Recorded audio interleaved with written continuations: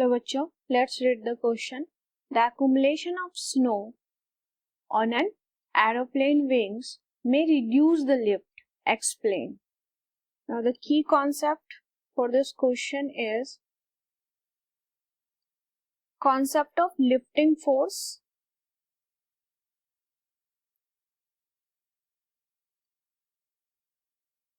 Lifting force on aeroplane. Pressure difference create हो जाता है. प्रेशर डिफरेंस क्रिएट की वजह से एक लिफ्टिंग फोर्स काम करता है नीचे से ऊपर की तरफ एरोप्लेन पर. तो उसका कॉन्सेप्ट देखेंगे हम कि अगर स्नो विंग पर इकट्ठा हो जाए, एक्युमुलेट हो जाए, तो कैसे ये लिफ्टिंग फोर्स डिक्रीज कर जाता है. सबसे पहले एरोप्लेन. तो सपोज ये एरोप्लेन है. एरोप्लेन पर बेसिक जो लिफ्टिंग फोर्स है ऊपर की तरफ, ये लिफ्टिंग फोर्स ऊपर की तरफ जनरेट होता है. कैसे होता है? क्योंकि यहाँ पर हाई स्पीड एयर ब्लो करता है. कंस्ट्रक्शन कुछ ऐसा है कि एयर जो है हाई वेलोसिटी एयर या हाई स्पीड एयर ब्लो करेगा, जिसकी वजह से प्रेशर जो है डिक्रीज कर जाता है. प्रेशर डिक्रीज हो जाएगा तो विंग के ऊपर लो प्रेशर जोन बन जाता है as compare to the bottom of the wing. तो जो एरोप्लेन है वो from high pressure to low pressure move करेगा.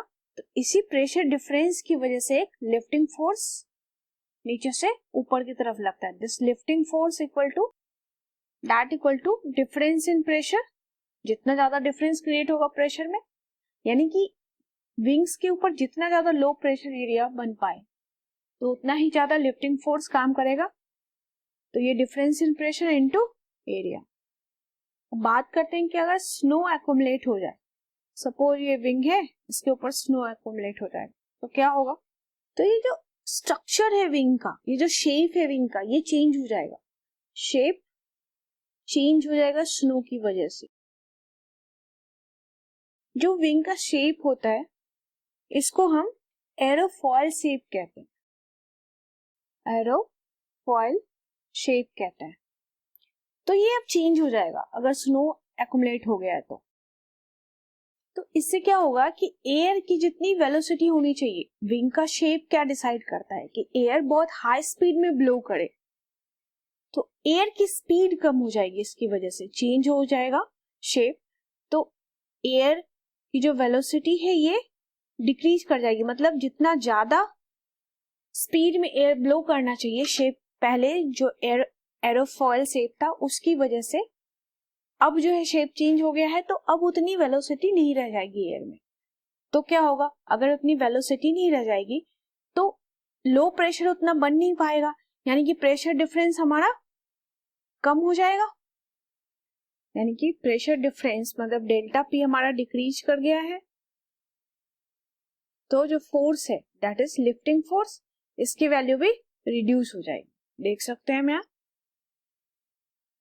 तो हम लिख सकते हैं कि due to accumulation of snow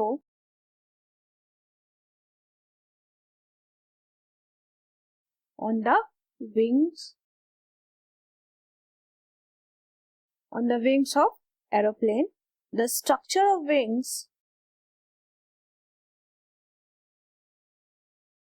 no longer remain as aerofoil.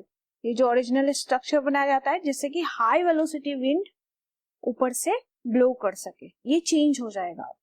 उसकी वजह से क्या हो जाएगा कि उतनी हाई वेलोसिटी विंड नहीं करेगी, तो प्रेशर डिफरेंस रिड्यूस कर जाएगा यहाँ.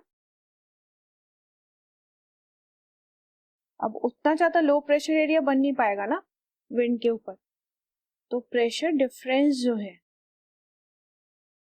Hence pressure difference decreases. As a result इसी प्रेशर डिफरेंस की वजह से लिफ्टिंग फोर्स काम कर रहा था, तो क्या होगा? As a result net upward force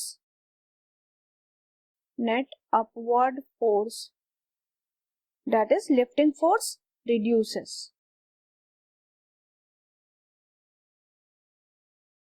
इस क्वेश्चन के लिए की कॉन्सेप्ट में हमने देखा कि विंग का जो शेप है वो कुछ ऐसा रखा जाता है जिसको हम एरोफॉइल शेप कहते हैं, कि हाई वेलोसिटी एयर या विंड उस पर से ब्लो कर सके, तभी प्रेशर जो है डिक्रीज कर जाएगा उसके ऊपर, और जितना ज्यादा प्रेशर डिक्रीज करेगा उतना ज्यादा प्रेशर डिफरेंस बनेगा according to the Bernoulli principle, कि हाई वेलोसिटी जितनी ज्यादा अटेंड करेगा एयर उतना ज्यादा प्रेशर डिक्रीज होगा, और जितना ज्यादा प्रेशर डिक्रीज होगा तो डिफरेंस इन प्रेशर ज्यादा होगा, तो एक लिफ्टिंग फोर्स की वैल्यू उतनी ज्यादा होगी। अगर ये शेप चेंज हो जाता है, एयर की वेलोसिटी जो ब्लो कर रही है ओवर द विंग अब उतनी ज्यादा हाई वेलोसिटी अटेंड नहीं कर पाएगा एयर, तो जो डिफरेंस इन प्रेशर है वो डिक्रीज हो जाएगा, तो लिफ्टिंग फोर्स भी डिक्रीज हो जाएगा। I hope you understood it well. Best of luck.